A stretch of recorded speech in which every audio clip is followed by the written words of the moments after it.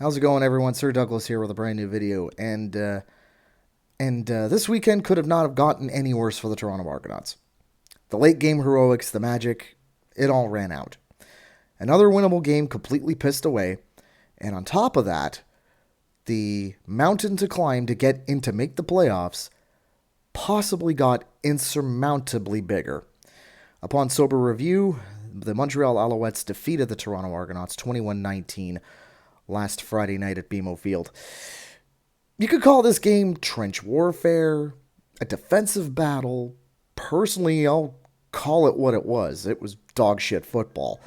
If the Argos had a proper starting quarterback, they would have won this game. And inversely, if Montreal's receivers didn't develop a case of the dropsies, Toronto should have lost by a lot more. Set course for Starbase 416. Engage. So going into the depth chart, the most obvious change that we see is at the quarterback position. Nick Arbuckle could be out for the rest of the season with a leg injury. I think they said the prognosis was something like 2 to 4 weeks. So new recruit Max Duggan. Sorry, wrong Duggan. Recently, at the St. Louis Battlehawks of the UFL, will take his place on the depth chart as in the QB3 spot, and Jared Dagey, formerly of the Edmonton Elks, comes in to take the center chair at QB1. Delonte Hood and Ryder Varga both out this week, but we see the return of Anthony Vandell, and we see the return of, in my opinion, Defensive Rookie of the Year, Derek Sluka. Now, like I said, this was not a shining example of Canadian football by any stretch of the imagination. Quite frankly, it was so bad. I'm not doing a full, you know how I normally do the full drive-by-drive reviews of the game. I'm not going to do that. I'm not going to do that this week because it was just be me saying Montreal 2 and out, Toronto 2 and out, Montreal 2 and out, Toronto 2 and out. It's just going to be like that. But there were a few key points that I'm going to concentrate on here during this game that were either notable or I got extremely pissed off at the time, and that wasn't just because of the beer. So the first key point was, okay, our running game has been anemic all season, and in recent weeks, with the emergence of Spencer Brown as our first string running back, it's been getting better. But what the fuck was that? 12 total rushes, 18 total yards on the ground. Jared Dagey was the leading rusher. And the reason why he was the leading rusher was mainly because of pocket collapse. Compare that with Montreal's non-quarterback rushers. They had 14 carries for 65 yards. I mean, credit to Montreal. They did a great job forcing Toronto back into old habits of, you know what, our run game is ass, just throw the ball. Full credit to Montreal there. Second, speaking of defense, second point, both defenses did a good job. And to be quite honest, our defense ate McLeod Bethel-Thompson's lunch and stuffed him in a locker. We had 4 sacks, 3 tackles for loss, and 3 picks. A good performance by the defense. Well, this was probably because of that good performance. That's the reason why I think we saw what we saw later in the game. And if you don't know what that is, instead of going for it on 3rd and 4, being down 5 at the Montreal 21, the coach decided to kick the field goal with 90 seconds left. They were counting on the defense to get a stop there, and then hopefully get the ball back into the hands of the offense to get within field goal range and steal it like they did the last 3 weeks. Not the last 3 weeks, the last 2 weeks, sorry. But that didn't happen. Third point here. Yeah, I'm going to get into this, okay? So, the case in point here, it's a 1-point game, 10:53 to go in the fourth. MBT looking for Charleston Rambo. He's covered by Darius Bratton, sorry. And it was an incomplete pass. This was challenged by Montreal, and it was overturned by the replay center.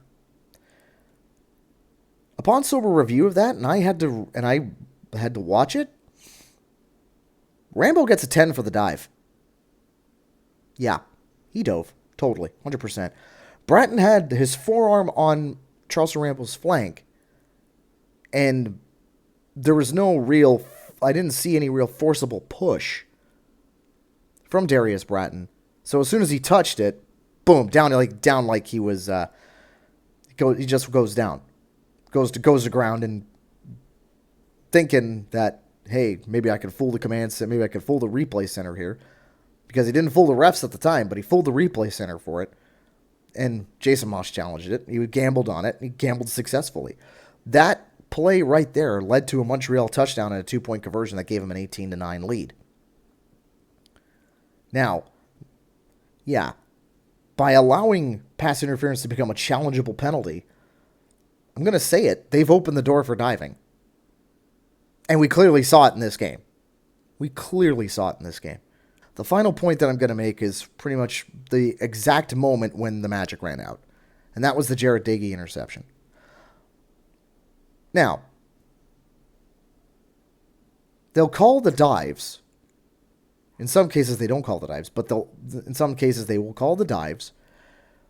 But when it's something very clear and obvious, the flag stays in the pocket and cements the game for the opponent. If you take a look, Wesley Sutton pulled Makai Polk's jersey. That should have been very clear defensive pass interference. He pulled the jersey. He kind of used it as a slingshot to get in front of him and to pick it off and win the game for Montreal. And to make matters even worse, because of that, there was they even threw the flag just to say, unnecessary roughness against Toronto. So even if the play wasn't intercepted, they would have gone back 15 yards and pushed it right out of pretty much right out of Liram Hajrullahu field goal range. Okay. Gonna say this again. Gonna call for it again. Why is Andre Proulx and his crew reffing Montreal games? And number two, why don't we have a proper mic'd up television match official in the replay booth in Toronto? Not the Mickey Mouse stuff that we're seeing right now. Why don't we have those things? Because I think that would go a long way to giving the league a little bit of credibility. I'm just saying. Now, I know what you're going to say. Ultimately, in the end, I know what you're going to say. This is just sour grapes from a Toronto Argonaut fan because they lost to Montreal. You know what? To balance this out, the Argos didn't play well enough to win. I mean, you gotta be good teams find a way to overcome shitty officiating at times. And the Argos simply just didn't do that. They didn't play well enough. I mean, take a look at Jarrett Doege. Like, his Toronto debut was not good at all. Was he accurate? Yeah. He was 25 for 37, but he couldn't move the ball any further than 6 yards at a time. Other starters, other proper starters in this league were averaging 8 or 9 yards a pass. He was averaging 6. That's simply not good enough. The running game simply wasn't good enough, as I already mentioned. And then 3 receivers, Kevin Mittal, Makai Polk, and Dave Unger III, all had poor games. Okay? I mean, we were hoping, I think they were actually counting on stealing this one, to be perfectly honest. I think they were counting on stealing it. And were we hoping for it as fans? Yeah, of course we were. We needed this game in order to make the playoff push. Instead, as Luke Wilson put it on excrement, you could say this was a Montreal screw job. But like I said, the Argos simply just did not play well enough to win this game. I'm not going to say they weren't prepared, because they very clearly were. They had a game plan going into this. But they just, the players that needed to make plays didn't play well enough. That's it. That's all there is to it. Anyway, let's move to playoff picture, shall we? And I'm just going to just do this. Boink! There we go. So this is... Oh, there we go. Okay, so this is our playoff picture right now. I'm going to zoom in here a little bit. Zoom into the East Division. Now, no new spots locked up. No new eliminations to report. So I didn't have to do any extra work to make this video. Yay. But like I said off the top, this was a terrible week for the Argos. Terrible week. Their loss, combined with BC destroying Calgary, right? And the Winnipeg Blue Bombers somehow, someway winning their game. I mean, they failed in every offensive way possible, but yet somehow they still beat Ottawa. And I thought Ottawa offensively had a great game, but yet somehow Winnipeg still beat them. That's not good, because that puts BC right now 2 games ahead of Toronto for the crossover spot. Not good. As we take a look at the rest of the East here, Hamilton still leads the way with a 9-5 record. 2 points behind, or rather not 2 points, 4 points behind. They're 4 points clear of Montreal, who's in second. Now, Hamilton has a tiebreaker over Montreal. Montreal has a tiebreaker of Toronto, and Toronto has a tiebreaker over Ottawa. So as you can see, that's what we got here. Actually, hang on. Why is it like that? Oh, shit. There we go. Sorry. So, as you can see, up top there, that's what we got. So, yeah, I'm not going to edit that out. So, now, with a Toronto win, Toronto plays the BC Lions this week. So, obviously, once again, we're into must-win territory here. A Toronto win against the aforementioned BC Lions will close the gap to 1 win needed to get back into the playoff picture. Okay?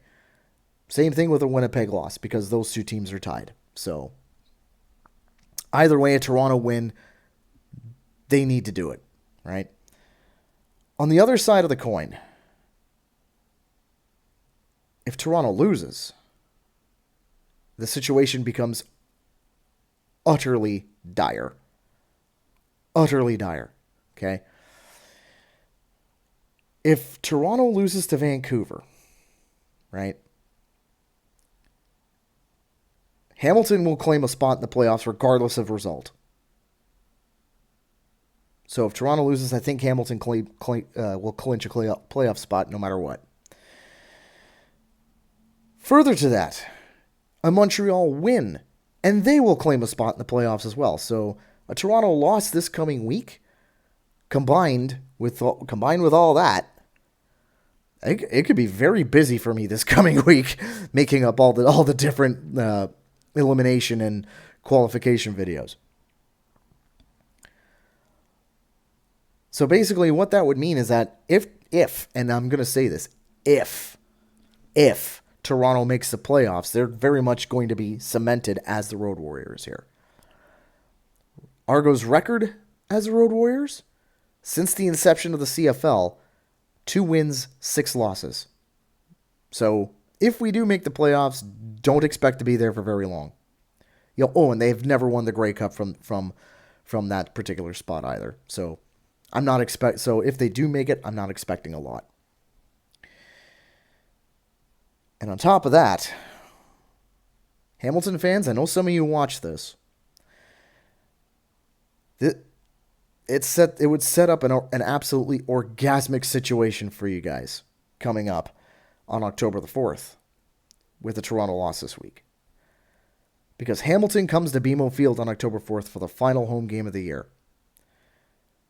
Hamilton could, with a win there, 1, take the season series and retain possession of the Ballard Trophy. 2, obviously get another win at BMO Field.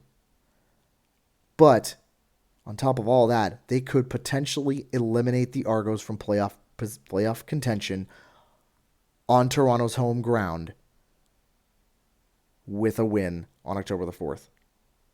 I'm just going to say it right now. If the CFL script writers are watching, you fuckers are having a great field day with this one, aren't you? I'm just saying it. But in the end, out of everybody here, 4 games remain. One simple phrase. Don't get eliminated! Thanks a lot for watching, everyone. Thanks a lot for watching, everybody. I hope you please like and subscribe. By the way, check out this jersey here.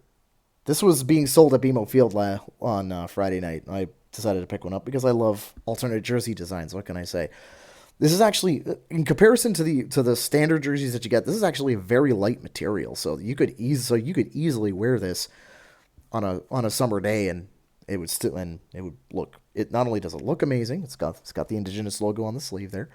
Yeah, I'm modeling this, right? But in the end, like I said, this looks very nice. I picked it up. So anyway, like and subscribe. I'll talk to you guys again soon. Cheers, everybody.